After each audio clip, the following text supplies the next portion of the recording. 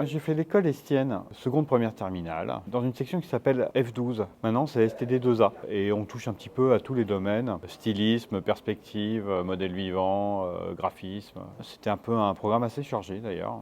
Et à la fin du bac F12, je devais chercher une orientation et j'en ai pas trouvé. Je voulais faire un BTS et les aléas des concours et des sélections ont fait que j'ai pas trouvé de voie. Je me suis mis directement à travailler. Mes premiers boulots, c'était des boulots de pub. J'ai commencé à dessiner des prostates, des machines à laver. Donc un peu, en fait, je prenais tout ce qui arrivait. Et donc c'est comme ça que j'ai commencé. J'avais en tête de faire de la bande dessinée. En parallèle, je travaillais mes premiers projets de bande dessinée. Au bout d'1 an et demi, j'ai été présenter un projet avec un pote et j'ai fait ma première BD. De fil en aiguille, on a fait plein de BD, travaillé en duo. On signait sous le nom de Stan Evans. On a fait du comics pour les États-Unis. On a beaucoup bossé pour la publicité et le cinéma, pour faire du storyboard, du design. À l'époque, il faut savoir qu'il n'y avait pas énormément de personnes qui travaillaient là-dessus. Les réalisateurs avec lesquels on travaillait, c'était des réalisateurs qui étaient fans nourris au cinéma américain et donc aux méthodes des cinémas américains, donc les méthodes de pré-prod. Les réalisateurs avec lesquels on bossait, c'était souvent soit la pub à effets spéciaux, soit des films avec des effets spéciaux dedans. Donc nous, on faisait ça, on était appelés soit pour faire les designs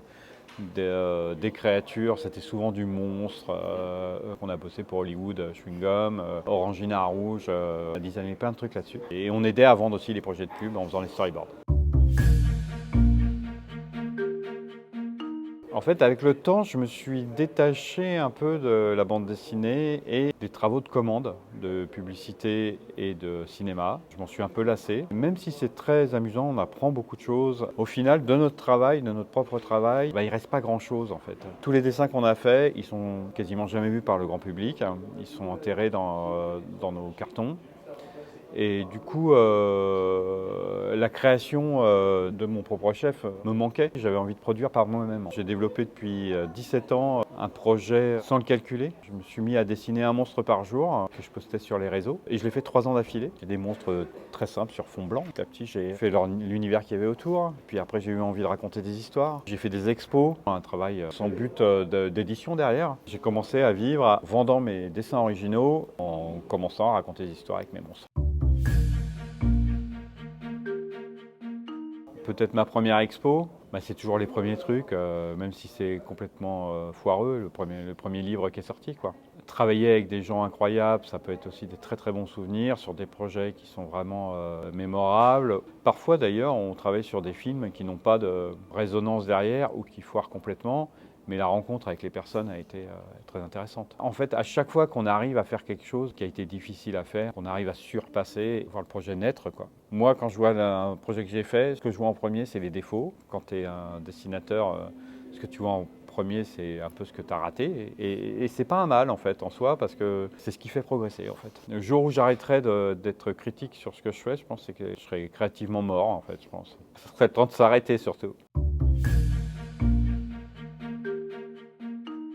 Il faut avoir confiance au temps et au travail. Il ne faut pas se décourager et surtout, quand j'ai fait mes monstres, au début, je ne savais pas où j'allais.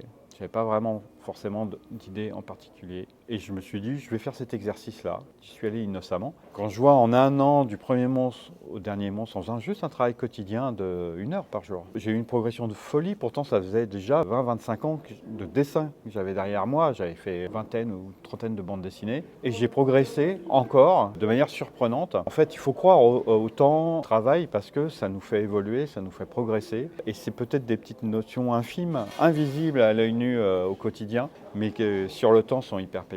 Voilà. Donc pas se décourager et voilà, travailler tout le temps.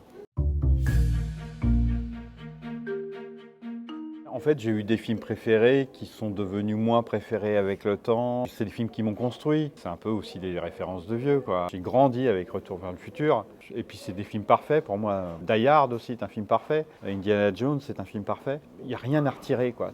Évidemment, les tranches Noël de Monsieur Jack. J'aime bien les films des studios Leica aussi. J'adore la stop motion en général. Je trouve ça assez magique. Et j'adore aussi le côté volume, la fabrication des décors, le côté manuel, en fait. Je suis pas trop sensible sur ce qui se fait maintenant. Et puis les licences qui sont étirées sans avoir de scénario derrière, quoi. Les films de Christopher Nolan sont géniaux. Voilà. Inception, Interstellar, ce sont des films vraiment géniaux. Mais bon, puis il y a eu très bien dans les séries télé aussi.